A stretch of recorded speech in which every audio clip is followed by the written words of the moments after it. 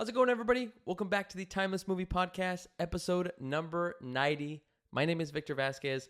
Appreciate you joining me on another movie discussion, another journey into checking out a new film on, either at theaters or through Netflix or streaming services, and deciding after one view, is it timeless? Would you add it to your collection, your library of movies that you can watch at any point in time? Before we jump into this week's episode, a little bit of housekeeping. If you haven't seen episode 89, I just posted that up. It is about Rebel Ridge on Netflix. I give you my thoughts, my pros and cons, and why I would definitely recommend you guys check it out. So definitely, if you haven't listened to it, go to that video, check it out, and let me know what you thought about Rebel Ridge if you have seen it or if you've listened to the podcast. But for episode 90, another one of those episodes, guys, every fifth episode, you already know it. It is time to introduce the man. You have AKA Mr. Ohm, AKA the Hat Collector, AKA Mr. Every Five, Omar Vasquez. Omar, how's it going, man? It's going good, but you know what? I don't think I want my intro to be that long. Why not? I think I want it to be like kind of shorter. I think that just be like Mr. Ohm's here. No, man. You don't tell the host. Do it at the beginning of the podcast, too. You don't tell the host what kind of intro you're gonna get. All right. Omar, thanks so much for coming again, man. We're excited because me and Omar got to recently watch the movie that we're going to be talking about today, which is called Saturday Night. This was directed by Jason Reitman, and it has a slew of different actors who are portraying the first class of Saturday Night Live. And so SNL First Class. There you go. Yeah, that would have been a cool first title too, huh? Like if that was the title of the movie. No. Okay, well, I just thought like a reference to like X-Men First Class. Yeah, I like that title though. So me and Omar are going to be talking about Saturday Night. Omar, a little bit of a background, I guess, for the audience. What's your kind of experience with Saturday Night Live? I guess we could share the same one. We grew up with the like Andy Samberg, Will Arnett, Kristen Wiig, Jason Sudeikis. Yeah, we grew up with that SNL. I heard like there's like something I heard a long time ago where people say their favorite SNL cast is the one they grew up with. Yeah. Or people think the funniest SNL cast is the one that they grew up with. Mm-hmm. I think that's the funniest SNL cast. Yeah. No, I was gonna say like me and Omar would really stay up on Saturdays like that to watch it, like, and it was always either sometimes like background. I feel like Omar, we would kind of focus on it. Majority sometimes, it was like background noise. Yeah, until eventually that background noise becomes something that we start paying attention to more and more. But yeah, that's a very similar experience. Those are the kind of people that I remember kind of watching. I remember we made the jump because we would always watch Mad TV. And then like eventually the Mad TV ended. We wanted to watch something on Saturday night. And so like, all right, well, let's just jump over to the Saturday Night Live. What do you think about that though? I to this day still think Mad TV is funnier than SNL. I agree. I still remember a lot more of the characters from Mad TV. I still remember more of like just like those types of sketches that they were doing. Like it just was much more funnier, Like, and I don't think Saturday Night Live has gotten me to laugh maybe like once or twice like that. But I feel like Mad TV is more consistent. Yeah. Maybe it's because I was younger too, though. Who knows? No, because like I rewatched the Coach Hines video the other like months ago. Yeah. Remember Coach Hines? Keegan Michael Key? Yes. Keegan Michael Key? Yes. Ah. Well, yeah, he played Coach Hines. Yep. Those are still funny. It was hilarious, man. Like just the different things like that, and then where they went on afterwards too. Like you have like Jordan Peele and Keegan Michael Key meeting each other, then eventually making their show. You have Bobby Lee, who's like a very great comedian as well. Will Sasso is like, oh man, there's just so many great talent that came out of it. Anyway, we're not talking about Mad TV. We're talking about Saturday Night Live. Mad TV, make a movie. Yeah. Now's your chance. Exactly. Make that movie that we've been waiting for, me and Omar. But today we're actually going to be talking about Saturday Night. And this movie, again, we had seen clips of it. Omar, I don't know if you felt the same way as I did, but as soon as I saw the first trailer, I was hooked just because they were basically framing it as, okay, here are the first, like I guess, or really the final 90 minutes before the first actual show that was aired live on NBC. And I was like, okay, this looks interesting. It looks kind of like a documentary in a way, but like not really. But they're kind of showing you the events of what took place and how it was just a bunch of hecticness that was going on. So saw that trailer and I was like, yep, I'm in. Let's do it. So now that we actually had a chance to check this movie out, me and Omar are going to go through our overall thoughts of Saturday Night. I'll go ahead and dive in here. And Omar, feel free, jump in at any point in time and feel free to add anything. Or if you differ in my opinions, let me know. But overall, I thought Saturday Night was great. I had such a fun time, but I think what I enjoyed most, and if there was like one word that I can kind of associate this movie, would be with like how chaotic it feels.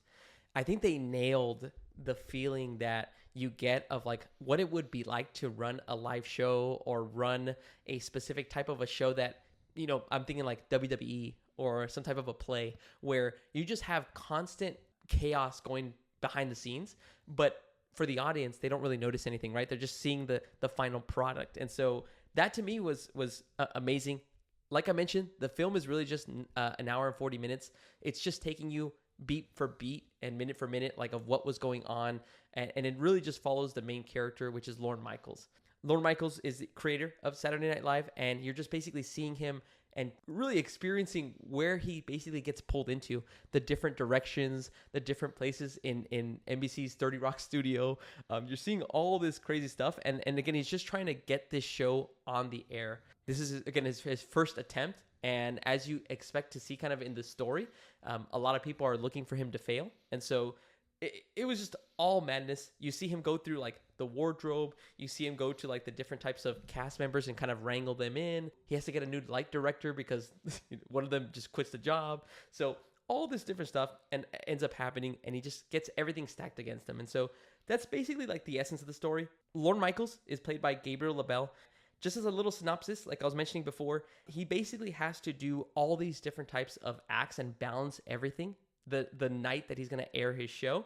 And he has executives breathing down his neck. He has people that just really don't believe in him and all this craziness that is going on. So again, to me, I just got the feeling of chaos somewhere, of just seeing like what it was like. And it was not stressing me out, but I could definitely feel like, damn, if I was in this position, like of what Lorne Michaels was, I feel like I would break down. And like, you're just seeing him go situation through situation like that. People telling him something bad, like, or like, hey, we don't have this, or we don't have that, or like, we don't have, know what to do in this situation. What do we do with this?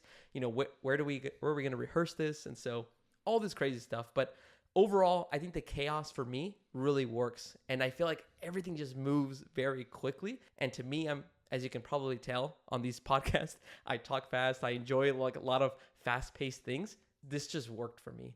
Mr. Rome, anything else to kind of add in regards to like overall thoughts of me just rambling about Saturday Night? No, I mean, that was their goal. Their goal is to make it feel chaotic. Yeah. Even from the trailer, you could tell that was like, that's what they're going for in the movie. Yeah. I was gonna be disappointed if the movie didn't feel stressful and like if everybody's on the rush, because that was what I was looking for. Yeah.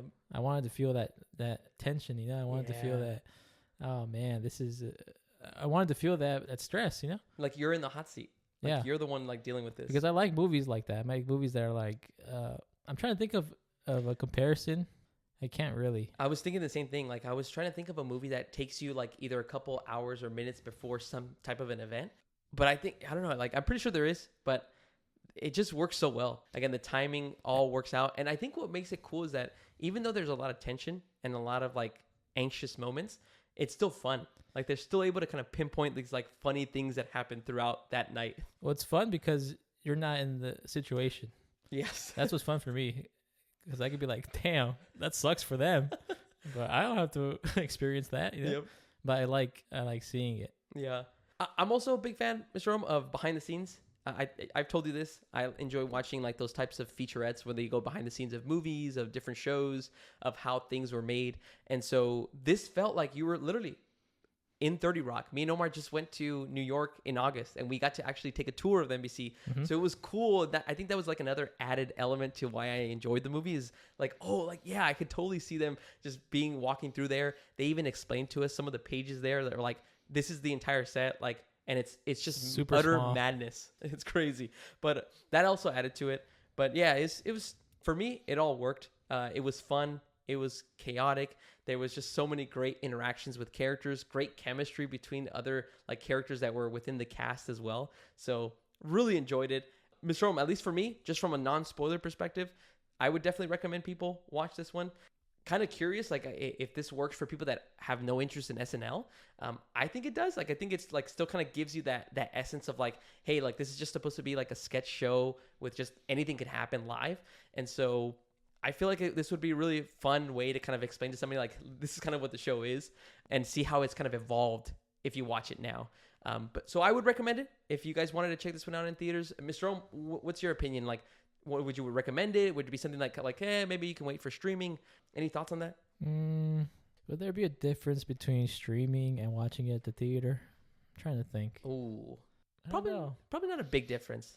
I wouldn't say that. I wouldn't say like the speakers added anything to like. Yeah, that's what I'm trying to think. Yeah, but I would recommend it because I liked it. Yeah, it's a good story. Well, guys, those are our non-spoiler overall thoughts. Again, me and Omar enjoyed it. We really appreciated like how much they were able to really put in like an hour and 40 minutes and just making it fun and enjoyable to watch. So we recommend it. Those are, again, just non-spoiler thoughts.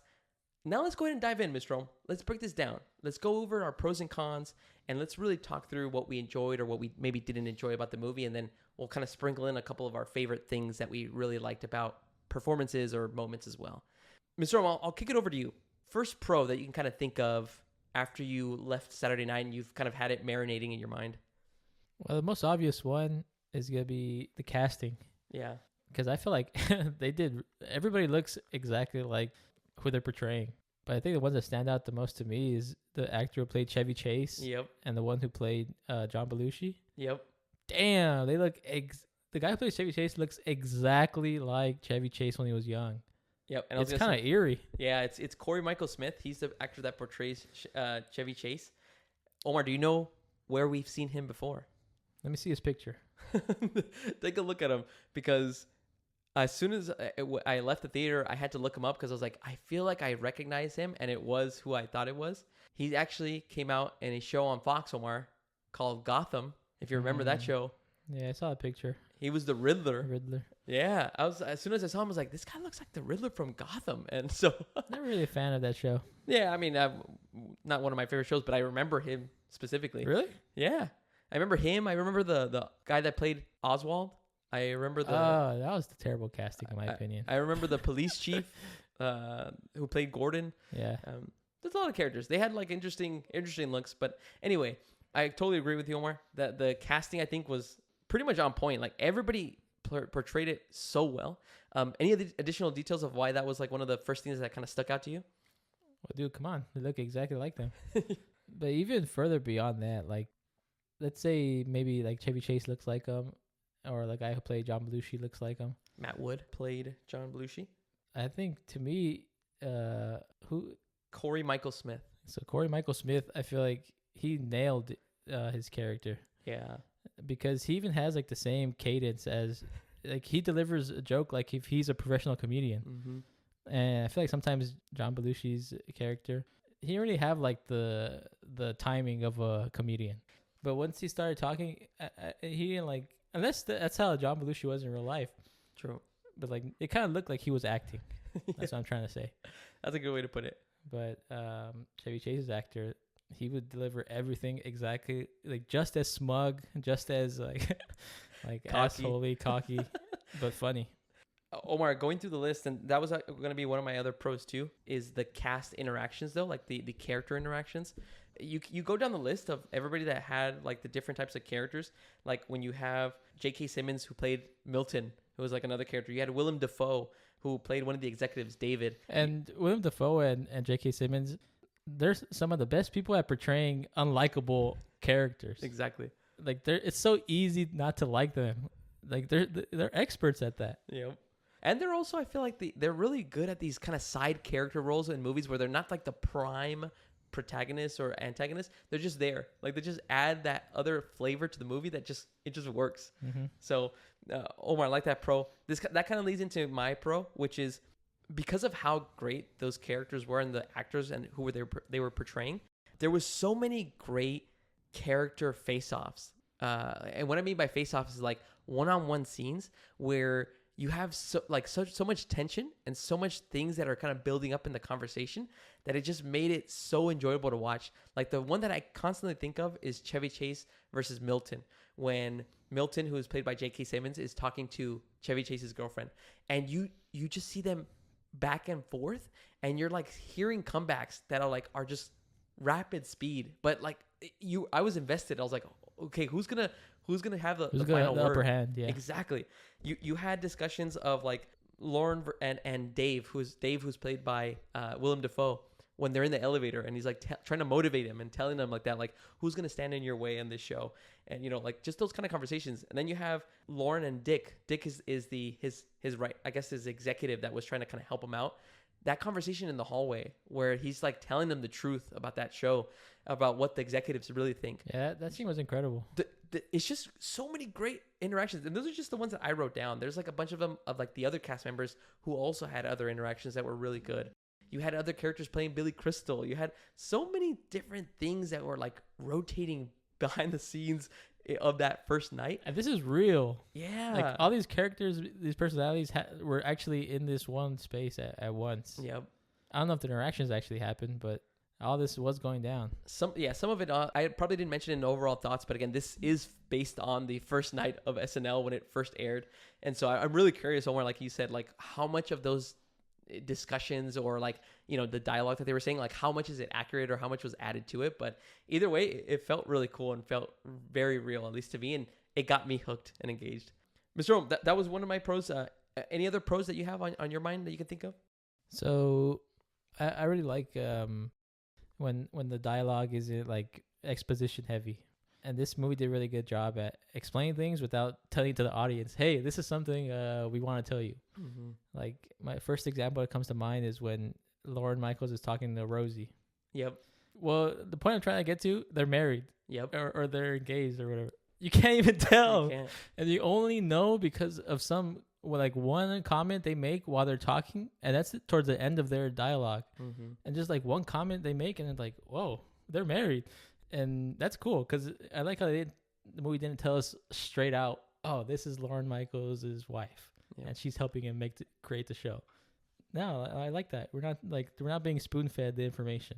I like when two characters have such a deep background, like I guess in the story, and the film doesn't have to tell you that like that. Mm-hmm. You figure it out on your own.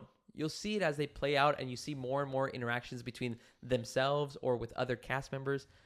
There's too many times with especially like Omar just called out a great analogy. Like sometimes films like spoon feed us because they think that we're gonna get lost. Mm-hmm. And if a film has to do that, then I feel like it already failed, right? Like it's already kind of trying to guide you down the path. Like I don't want to be guided. I want to figure it out on my own. And if I'm wrong, even better. I'm surprised even more. I mean, you just gotta trust your audience.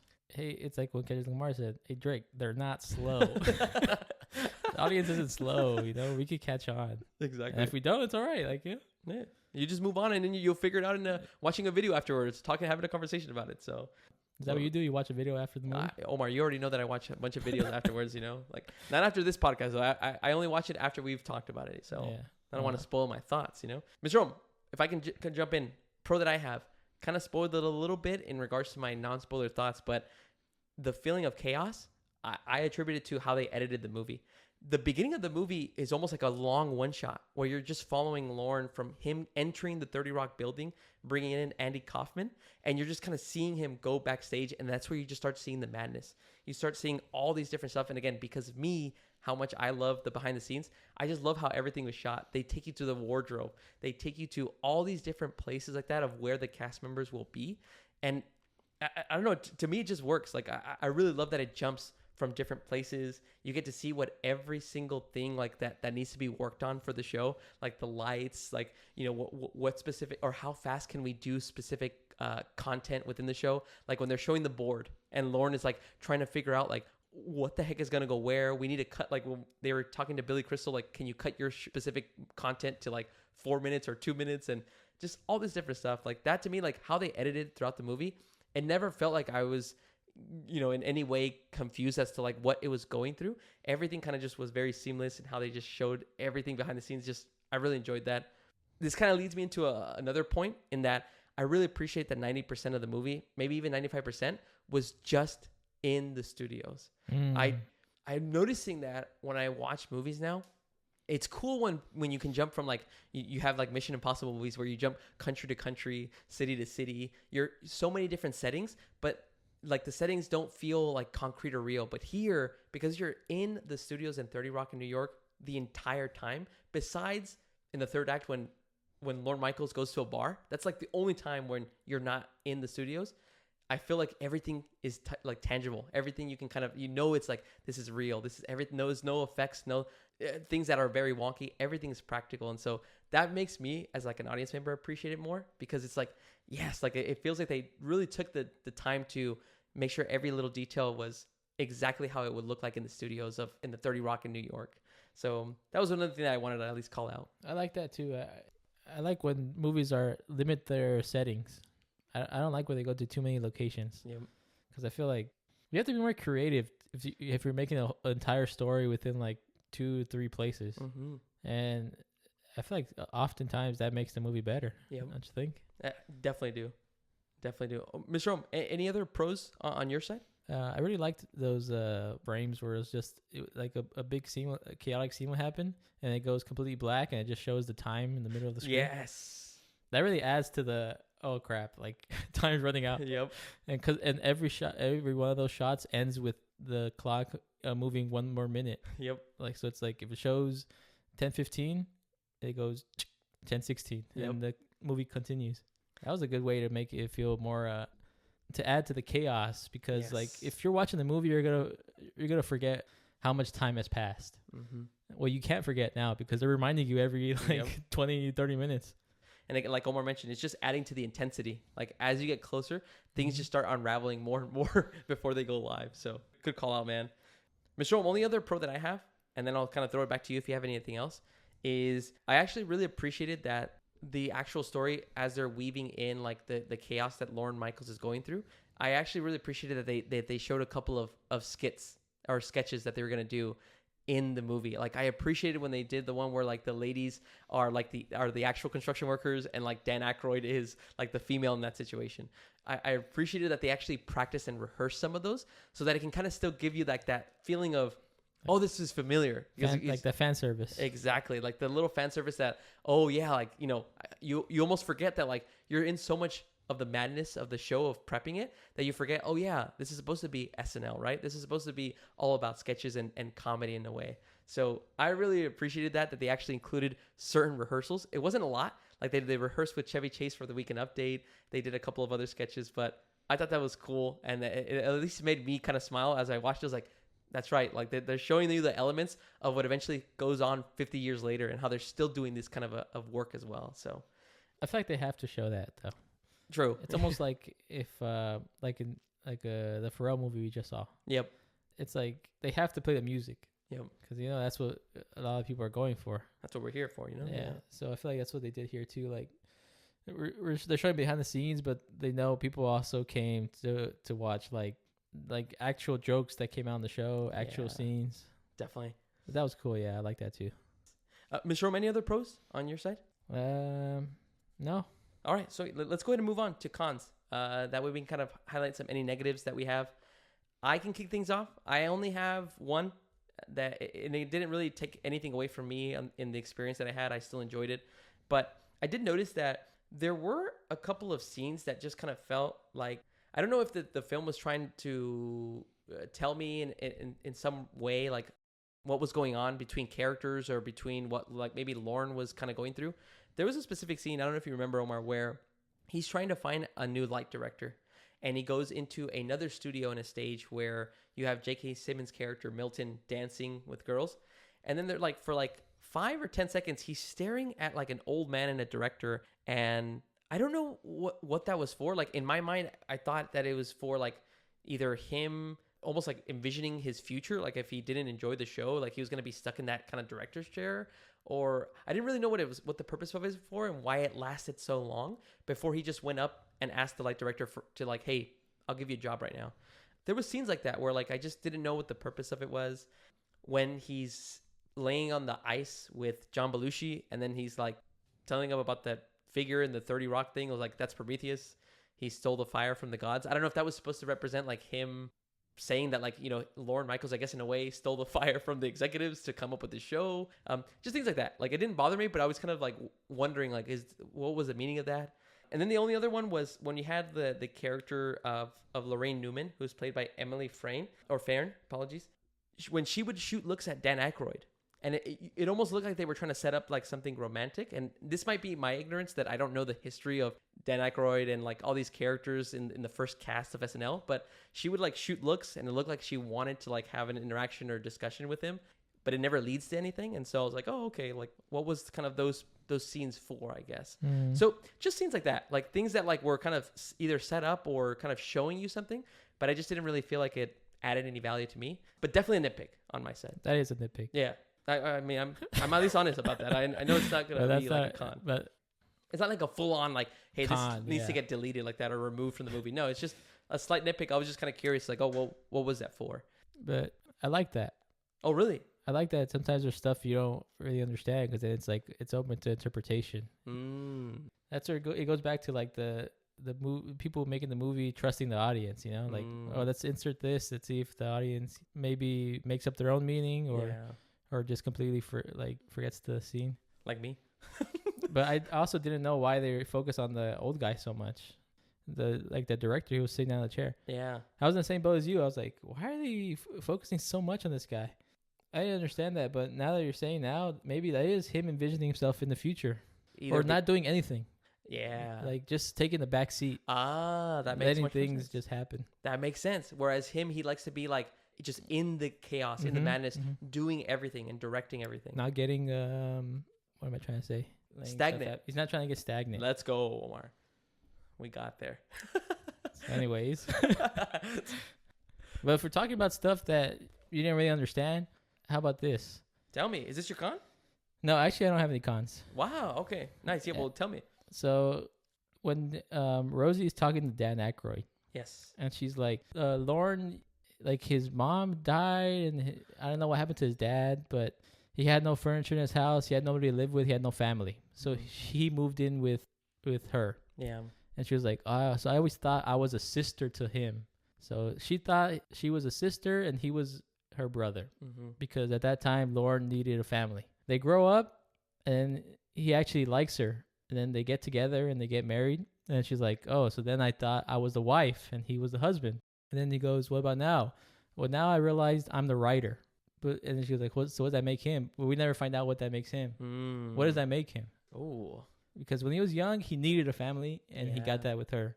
He grew up, he needed like a partner, and he got that with her. He's something, and now he needs a writer. Yeah. But what does that mean? That he's like in the top spot, right? He's the creator, but he can't come up with all the ideas, right? That's kind of how I interpret that. But does that mean he doesn't need a wife anymore? Oh, yeah. Yeah, if you ask that kind of a question, then yes. I feel like his role is now, it's not like his life now revolves around SNL. Yep. He's not a husband anymore. Yeah. He's now the creator, like that. He's the head of SNL. I actually really like that. That was another one of those examples of like great dialogue between Dan Aykroyd and Rosie, like that, of just like not spoon feeding it to you, but just giving you little tidbits of like, here's like a little history lesson like that, but not making it too obvious. It's just letting it come up like naturally. Exactly. That was good. So no cons, Mr. Rome. Nothing that I can't really think of anything. Yeah, anything negative. That's good, man. Other than when they did go outside, I did want it to be all in 30 Rock building. And then towards the end, he did go to the bar. Yep.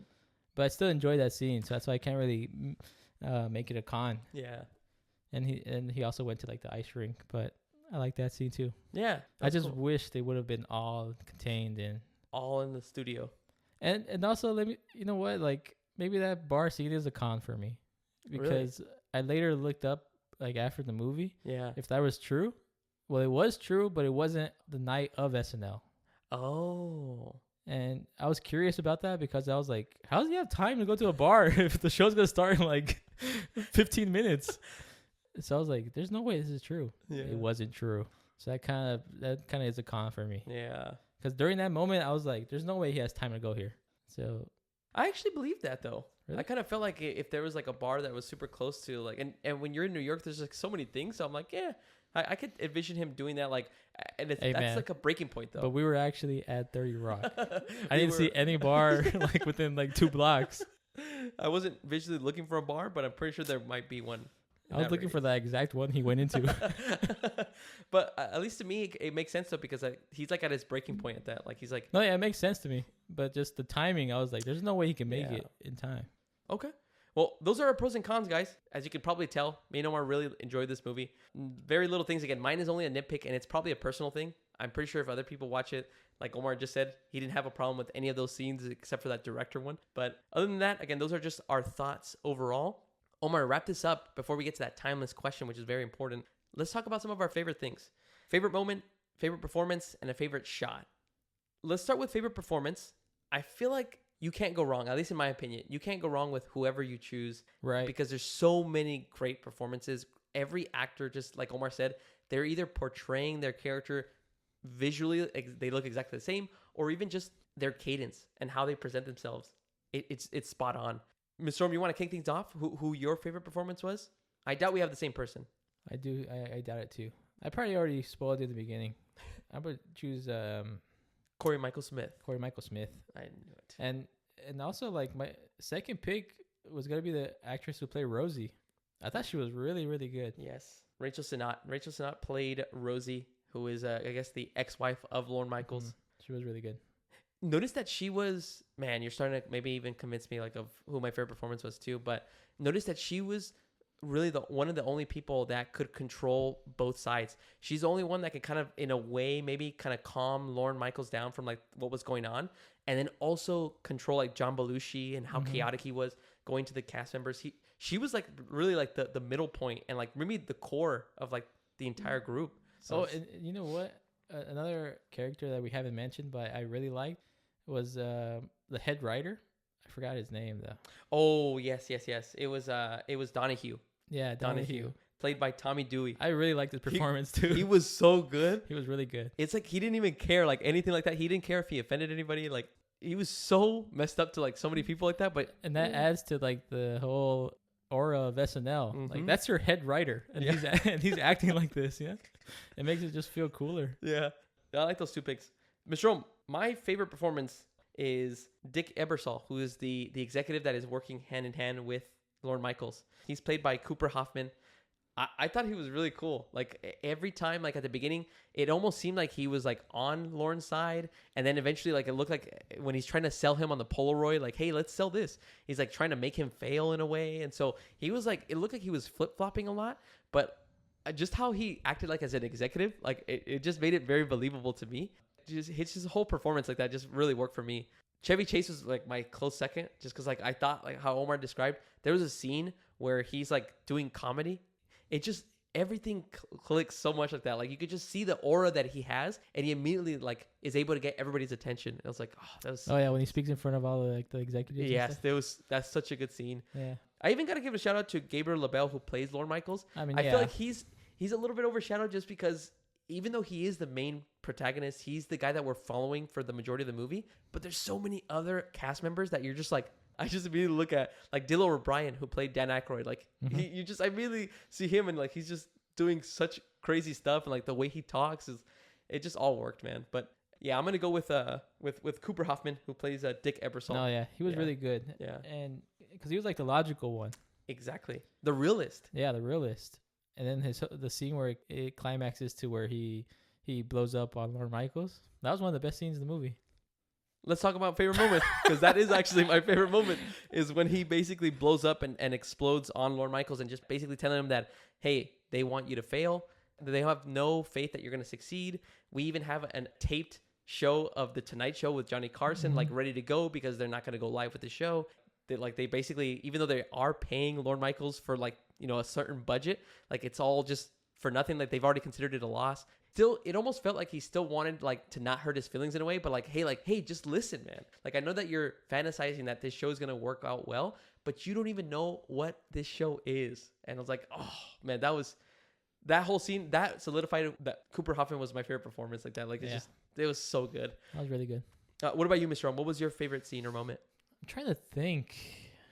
While you're thinking, runner-up for me was also when Lorne actually explains to Dave, who's played by Willem Dafoe, when he actually explains to him what the show actually is. I thought that was really cool. Like, because I was really curious, like, were they just going to leave it, like, ambiguous? Like, what is this show? And so when he finally explains to him, it's like, You know, he's just like hanging out on a Saturday like that, going to see a comedian, going to see this artist like at this bar, like going to this, that, like never knowing what to expect. Like I actually really liked how he explained that, and I was like, yeah, that's a cool way to then basically just saying like it's a sketch show, you know. It's like it's really everything that New York is all in one. I think my favorite scene might be the beginning, honestly. Yeah. Like, do you remember once they're in the actual office and the camera just pans from one character to another? Like Lorna Michaels arrives with Andy Kaufman. Yep. But then it goes to like the alpaca or something. Yeah, the llama.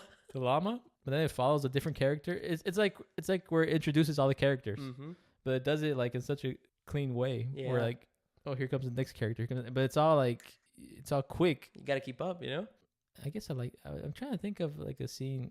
I like scenes where I could see like the camaraderie. But so like maybe the scene in the writer's room. That not even one particular moment, but just like that whole scene, like from beginning to end, or like when Donahue throws the script out, he lights the script on fire and throws out the window, which is already the second time, because when the movie starts, a script already lands on the sidewalk. That's such a good point, and it's almost like a foreshadowing what they've been doing, you know, just throwing scripts out the window on fire. And so I like that. I like scenes where I can see like the camaraderie between the cast. Yeah. So I'd probably choose that scene in the writer's room. Do you feel like there should have been more of the camaraderie or the chemistry between the cast themselves or like the writers? No, I think that was because if you noticed, like the writers and the cast were always like having fun. Yeah. Except like John Belushi. Yeah. But they're always like almost like carefree. Yeah. But that like the story's not about them. The story's about the chaos that Lorne Michaels is going through. Yeah. And it's funny because like it's like a juxtaposition. Exactly. They're having fun, but because they're not involved with the show, they're not running the show. They're just performing. And Lorne is suffering. And we can see like Lorne's suffering because he's actually in charge of the whole show. And almost everybody is suffering except the cast. Exactly. So I didn't want to see any more because the movie would have been like too lighthearted. Yeah. I wanted that chaos. Mr. Rome, a little bit harder since I know that this film isn't really supposed to be kind of like cinematic in that kind of a way or like have some like really great cinematography, but do you have like a favorite shot? I have one. It's really the end when Lorne is like holding on to like the camera stand and he's waiting for John Belushi to come through, and you just see the expression on his face of like, this is make it or break it. Like either I have a successful first show or I get fired. And he's just like looking with these eyes like, please, John, like come through. Like that shot was like really cool. Anything for you that kind of stands out like of a cool shot that you enjoyed? When the cast takes a picture in front of the staircase. Yeah. Because the movie's so fast paced, there isn't really one shot. There's nothing that kind of lasts too long like that, except for the director that's sitting down right there. That could be your favorite shot, maybe. No way, man. All right, awesome. Well, Omar, let's go ahead and dive in, man. This is the final segment. Let's wrap this show up talking about Saturday night. Was that supposed to be like a track that they should get a soundboard? Yeah, we should get a soundboard. Some clapping, some audience reaction, some laughs. Yeah. That's a good idea. I think we should. I'll put that on my notes right here Let's see. Let me see. No, you're not writing anything down. Omar, you're fake writing. Let's go and dive into really the ultimate question, man. The reason you're here. Is Saturday night timeless? Is this something that you could rewatch, that again, think of it this way, man. I've been contemplating this ever since I watched The Wild Robot. Is it something that you would buy a DVD, like buy it on streaming, have it in your collection? I'll go first if you don't mind. Do it. I'm going to say that this film, Saturday Night, is not timeless for me, in my opinion. Okay. Even though I love the chaos. And these are the kind of movies that I really enjoy, even though I couldn't pinpoint one in my head of what this feels like. I enjoy when there's just craziness going on and you're just following a character place to place, figuring out if they're going to be able to eventually solve it. Yes, we knew the outcome of this. We knew that SNL is still going on. We knew that this was going to be a success. But I don't know, something about following the madness, that's cool. But I feel like it loses a little bit of that kind of a feeling after I watch the next time. At least that's what I'm thinking.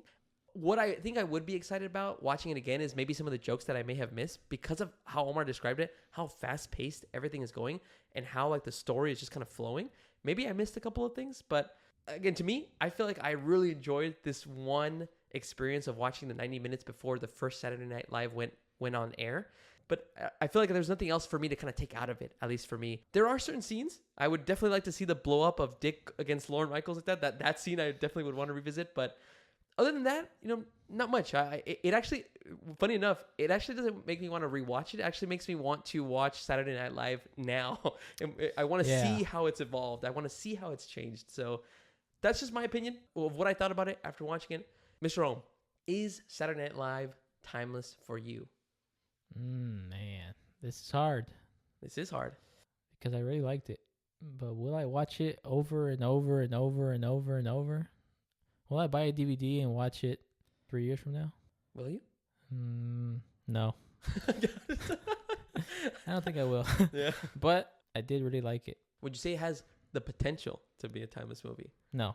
I'm not going to be like you where it's Come like on. potential or on the fence. Sometimes it's cool to It's be either on the yes fence. or no. Sometimes it's cool to be on the fence. But how could you have potential to be timeless and not timeless? Like, what's going to change? What if you rewatch it with somebody else and you're like, oh, you know what? Man, I already do feel like rewatching it. Damn, But we're watching it once. Got it. Not multiple Well, I times. want to rewatch it multiple times. Yeah. Man, I don't know. Might be on the fence. Join the club, man. Yeah, I don't know. Yeah. Like, I like the stress and the chaos it caused, but maybe upon multiple viewings, it doesn't feel that stressful anymore. Mm-hmm. I think that was part of the gimmick of the movie. Question for you. I should have asked this before when we were talking about pros and cons. Did you think the movie should have been funnier? Or do you think it was like a perfectly balanced? Because like you said before, it's not about being funny. It's about taking you through the madness of what Lorne Michaels went. But I kind of thought about that too. I was like, well, this is supposed to be about Saturday Night Live, which is supposed to make people laugh. And there are various funny moments. But no, I think it was perfect. Okay. Because let's just zoom in on John Belushi's character. Mm-hmm. When the cameras aren't on, he's not on at all. He's like completely shut down. Yep. And that's what the movie is. The movie is when the cameras aren't rolling. Yeah. So I wouldn't expect it to be funny, more funny, because like SNL is funny, but we don't know what the behind the scenes are. Exactly. Like we don't know if the behind the scenes are funny. The more I think about it, maybe the more I would consider it timeless. Ooh. Because I would rewatch it for. I'm thinking, what makes me rewatch a movie? Yeah. And it's probably like the fun factor. Do I have fun watching it? Yes. And I'm starting to think about like the interactions between characters, like you said, or like the dialogue between certain characters. There's a lot of funny interactions. So I think the funny interactions would make me want to keep watching over and over and over. Yeah. So maybe it is timeless. Nice, dude. I flip-flopped. Flip-flopped. Welcome to the club. Again. First potential, then flipping on the same podcast, yeah? Man, love it. Mr. Rome, any other kind of thoughts? Anything else that you want to let people know about Saturday night? No. No? How about watching SNL now? I mean, we have been watching SNL now. We've been watching clips at least. True. It has made me want to rewatch. Want to watch SNL. Yeah. And I even watched the first episode of SNL. That's right. Just to compare. Yeah, to compare. And it was actually really good. Like intro into the first episode. Yeah. I would recommend doing that. After you watch the movie, watch the first episode of SNL. If you have Peacock, right? Because it's on Peacock. Is this like an advertisement? Yeah, I mean, they're not paying us, but maybe they could. Yeah, but it is on Peacock, yeah. Awesome. All right, guys, but those are our thoughts. Me and Omar really enjoyed it, really liked the movie. I thought it was not timeless, wouldn't add it to my collection. Omar ended up flip-flopping, deciding that it is timeless. More importantly, though, what do you think about Saturday Night? Do you think it's a timeless movie? Who was your favorite character and your favorite moment? Let us know down below in the comments. Let's have a discussion about this awesome movie. All right. Well, Omar, I got to say thanks again, man. I really appreciate you joining me again. I can't wait for episode 95. Yeah, man. I'm super excited. This has been Omar and Victor from the Timeless Movie Podcast. This has been episode number 90. Thank you so much for all of you that stayed all the way through to listen. Make sure to check out next week's episode as we cover a new film, give you a little preview. It's actually a documentary about Pharrell Williams called Piece by Piece. Make sure to check it out and let me know what you think about it. All right, guys. Thanks so much, and I'll talk to you guys later.